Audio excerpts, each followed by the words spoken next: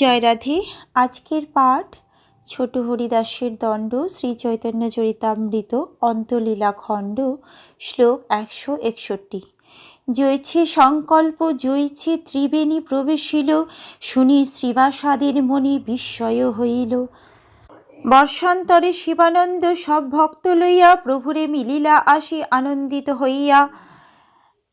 কিভাবে সংকল্প করে ছোট হরিদাস ত্রিবেণীর জলে প্রবেশ করেছিলেন সে কথা তিনি সকলকে বললেন এবং তা শুনে শ্রীবাস ঠাকুর প্রমুখ ভক্তরা অত্যন্ত বিস্মিত হলেন। বর্ষার শেষে শিবানন্দ সেন সমস্ত ভক্তদের নিয়ে আনন্দিত চিত্তে জগন্নাথপুরীতে শ্রীচৈতন্য মহাপ্রভুর সঙ্গে সাক্ষাৎ করতে এলেন। হরিদাস কাহা যদি শ্রীবাস পুছিলা, সকর্ম ফল ভূপ প্রমাণ প্রভু উত্তর দিলা। শ্রীবাস ঠাকুর যখন শ্রীচৈতন্য মহাপ্রভুকে জিজ্ঞাসা করলেন ছোট হরিদাস কোথায়, তখন মহাপ্রভু উত্তর দিলেন মানুষ তার কর্মের ফল ভোগ করে। তবে শ্রীবাস তার বৃত্তান্ত কহিল, জয়ছে সংকল্প জয়ছে ত্রিবেণী প্রবেশিল। তখন শ্রীবাস ঠাকুর ছোট হরিদাসের সংকল্প এবং কিভাবে তিনি ত্রিবেণীর জলে প্রবেশ করে দেহত্যাগ করেছেন সেসব বৃত্তান্ত শোনালেন। শুনি প্রভু হাসি কহে, সুপ্রসন্ন চিত্ত প্রকৃতি দর্শন কইলে এই প্রায়শ্চিত্ত। সে বর্ণনা শুনে প্রসন্ন চিত্তে ঈষৎ হেসে শ্রীচৈতন্য মহাপ্রভু বললেন, ইন্দ্রিয় সুখ ভোগের বাসনা নিয়ে কেউ যদি স্ত্রীরূপ দর্শন করে তাহলে এইটিই তার প্রায়শ্চিত্ত। স্বরূপাদি মিলি তবে বিচার করিলা, ত্রিবেণী প্রভাবে হরিদাস প্রভু পদ পাইলা। তখন স্বরূপ দামোদর গোস্বামী প্রমুখ সমস্ত ভক্তরা বিচার করলেন যে হরিদাস যেহেতু ত্রিবেণীতে দেহত্যাগ করেছে তাই সে শ্রীচৈতন্য মহাপ্রভুর শ্রীপাদপদ্মের আশ্রয় লাভ করেছে। শ্রীর ভক্তি বিনোদ ঠাকুর মন্তব্য করেছেন যে সন্ন্যাস আশ্রম অবলম্বন করে যিনি সন্ন্যাসী বা বাবাজির বেশ ধারণ করেছেন তিনি যদি ইন্দ্রিয় সুখ ভোগের বাসনা পোষণ করেন, বিশেষ করে স্ত্রী সম্ভোগ করার বাসনা, তাহলে তার একমাত্র প্রায়শ্চিত্ত হচ্ছে ত্রিবেণীতে ডুবে মরা। সেই প্রায়শ্চিত্তের ফলে কেবল সেই পাপ থেকে মুক্ত হতে পারে, তার ফলে কেবল সে পুনরায় শ্রী চৈতন্য মহাপ্রভুর শ্রীপাদপদ্মের আশ্রয় লাভ করতে পারে। এই প্রায়শ্চিত্ত ব্যতীত শ্রী চৈতন্য মহাপ্রভুর কৃপা লাভ করা অত্যন্ত কঠিন। এই মতো লীলা করে শচীরনন্দন যাহা শুনে ভক্তগণের জুড়াই কর্ণমন, আপন কারুণ্য লোকে বৈরাগ্য শিক্ষণ, স্বভক্তের গাঢ় অনুরাগ প্রকটীকরণ। এভাবে শচীনন্দন শ্রী গৌরহরি তাঁর লীলাবিলাস করেছিলেন, যা শুনে শুদ্ধ ভক্তদের কর্ণ এবং মন অত্যন্ত আনন্দিত হয়। এই ঘটনার মাধ্যমে শ্রীচৈতন্য মহাপ্রভু তাঁর কারুণ্য প্রকাশ করেছিলেন, মানুষকে বৈরাগ্য শিক্ষা দিয়েছিলেন এবং তার প্রতি তার ভক্তের গভীর অনুরাগ প্রকট করেছিলেন।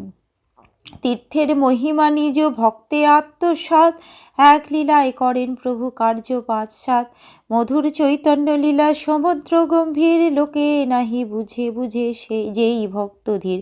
এই লীলার মাধ্যমে তিনি তীর্থের মহিমা প্রদর্শন করেছিলেন এবং তার ভক্তকে তিনি কিভাবে আত্মসাৎ করেন তা প্রদর্শন করেছিলেন। এইভাবে ভগবান তার একটি লীলার মাধ্যমে 5-7টি কার্য সম্পাদন করেন। শ্রীচৈতন্য মহাপ্রভুর লীলা অমৃতের মতো মধুর এবং সমুদ্রের মতো গম্ভীর। সাধারণ মানুষ সেই লীলার মহিমা বুঝতে পারে না, ধীর ভক্তরাই কেবল তা বুঝতে পারে। বিশ্বাস করিয়া শুনো চৈতন্য চরিত, তর্ক না করিহ তর্কে হবে বিপরীত। দয়া করে বিশ্বাস সহকারে শ্রীচৈতন্য মহাপ্রভুর লীলা শ্রবণ করুন, তর্ক করবেন না, তর্ক করলে তার ফল বিপরীত হবে। শ্রীরূপ রঘুনাথ পদে যার আস, চৈতন্য চরিতামৃত কহে কৃষ্ণদাস। শ্রীল রূপগোস্বামী এবং শ্রীল রঘুনাথ দাস গোস্বামী শ্রীপাদপদ্মে আমার প্রণতি নিবেদন করে এবং তাদের কৃপা প্রার্থনা করে তাদের পদাঙ্ক অনুসরণপূর্বক আমি কৃষ্ণদাস শ্রীচৈতন্য চরিতামৃত বর্ণনা করছি। এই পরিচ্ছেদে শ্রীল ভক্তি সিদ্ধান্ত সরস্বতী ঠাকুর নিম্নলিখিত শিক্ষা প্রদান করেছেন। শ্রীচৈতন্য মহাপ্রভু যদিও পরম করুণাময় পরমেশ্বর ভগবান, তথাপি তিনি তার পার্শ্বদ ভক্ত ছোট হরিদাসকে প্রকাশ্যভাবে ত্যাগ করেছিলেন, কেননা তিনি যদি তাকে ত্যাগ না করতেন তাহলে কপট ভক্তরা এই ঘটনার অজুহাতে অবৈধ স্ত্রীর সঙ্গে লিপ্ত হতো। এই ধরনের কার্যকলাপ শ্রীচৈতন্য মহাপ্রভুর প্রদর্শিত পবিত্র পন্থাকে কলুষিত করত এবং তার ফলে কলিকালের দুর্বল জীব প্রাকৃত সহজিয়া প্রভৃতি জড়ীয় অপধর্ম ও উপধর্মকে বৈষ্ণব ধর্ম বলে মনে করে নরকে পৌঁছতে থাকত।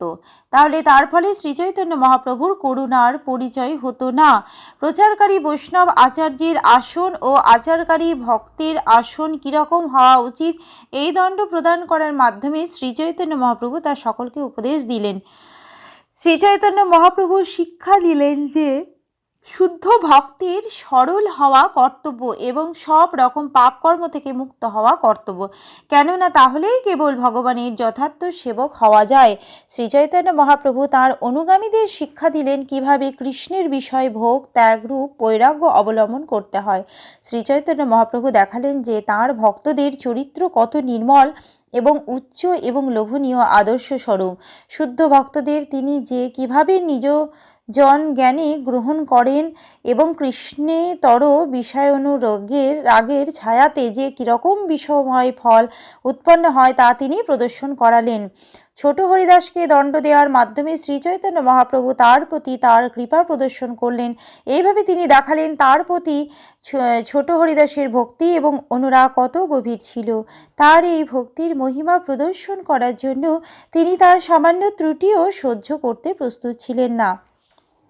শ্রীচৈতন্য মহাপ্রভুর গভীর অনুরাগের পাত্র হতে বাসনা করলে শুদ্ধ ভজনেচ্ছু ভক্তরা সর্বপ্রকার দৈহিক ইন্দ্রিয় সুখ লালসা সর্বতোভাবে ত্যাগ করবেন, তা না হলে শ্রী গৌরহরি তাকে গ্রহণ করেন না।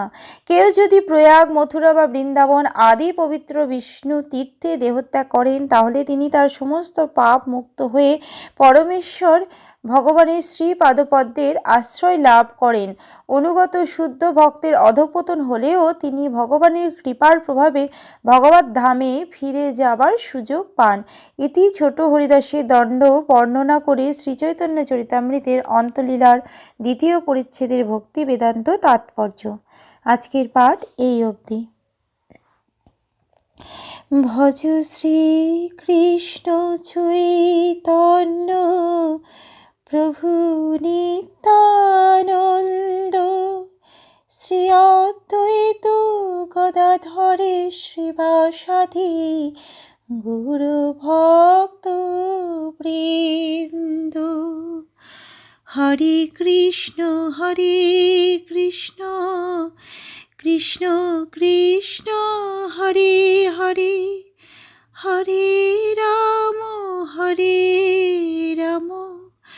রাম রাম হরে হরে। জয় রাধে জয় রাধে, জয় রাধে জয় রাধে।